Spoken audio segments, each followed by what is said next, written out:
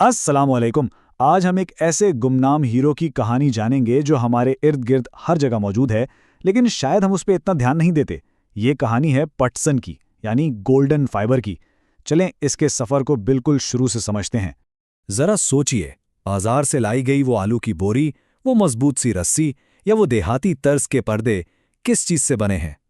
ज्यादातर इम्कान यही है कि ये सब पटसन का ही कमाल है।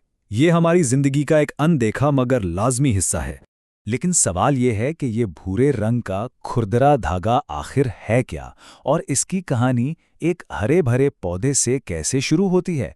यही सवाल आज हमें इसके सफर की गहराई में ले जाएगा। तो आइए बिल्कुल बुनियाद से शुरू करते हैं। ये सुनहरा रेशा आखिर है क्या? और हाँ, जो लोग इम्तिहान की तैयारी कर रहे हैं उनके लिए ये तारुफी हिस्सा एक बहुत मजबूत बुनियाद फराहम करेगा। इसको जो कुदरती सुनहरी चमक है ना, और इसकी मुआशी अहमियत, इसी वजह से इसे एक बड़ा ज़बरदस्त नाम दिया गया है, सुनहरा रेशा। ये नाम सिर्फ खूबसूरती का नहीं बल्कि इसकी कद्र को भी जाहिर करता है। अगर साइंसी जबान में बात करें तो पटसन कुरकुरस नाम के एक पौधे के तने से हासिल होता है। ये कोई दरख्त नहीं बल्कि एक सालाना पौधा है, मतलब इसे हर साल उगाया जाता है। टेक्निकी तौर पर पटसन एक बास्ट फाइबर है। इसका मतलब क्या हुआ? मतलब ये कि ये रेशे पौधे की छाल के नीचे उसके तने से आते हैं।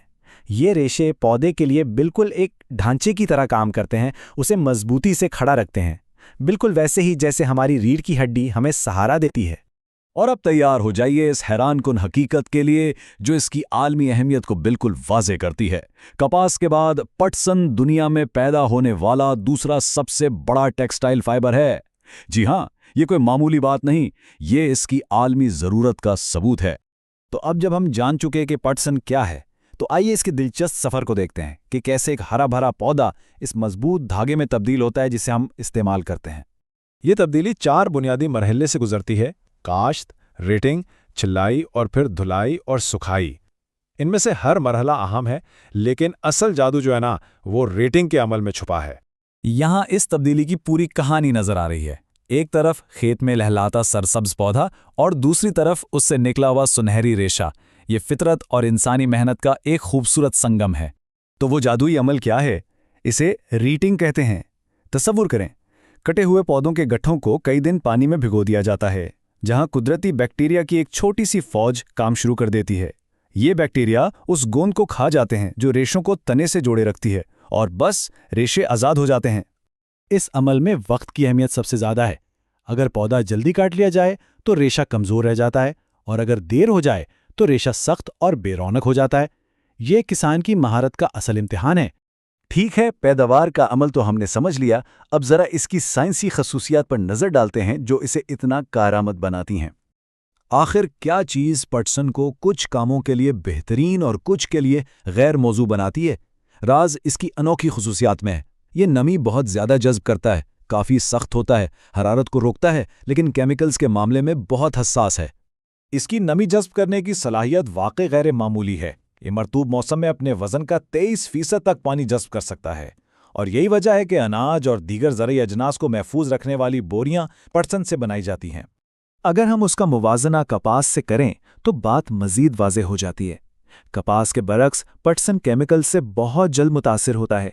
यही वजह है कि इसे आम तौर पर रंगा या ब्लीच नहीं किया जाता, और ये अपने कुदरती सुनहरे रंग में ही सबसे बेहतरीन रहता है। तो इन तमाम साइंसी खुसूसियात का हमारी रोज़मर्रा की ज़िंदगी में क्या मतलब है? आइए देखते हैं कि ये सुनहरा रेशा अमली तौर पर कहाँ-कहाँ इस्तेमाल होता है। उसके इस्तेमाल की फहरिस्त बहुत तवील है। बोरियों और पैकिंग से लेकर कालीनों की मजबूत पुष्ट तक, खूबसूरत पर्दों से लेकर सड़कों की तामीर में इस्तेमाल होने वाले जियो टेक्सटाइल तक। इसकी बेपनाह मजबूती, खुरदरी सतह और कम लचक इसे भारी सामान की पैकिंग के लिए एक मिसाली इंतखाब बनाती है।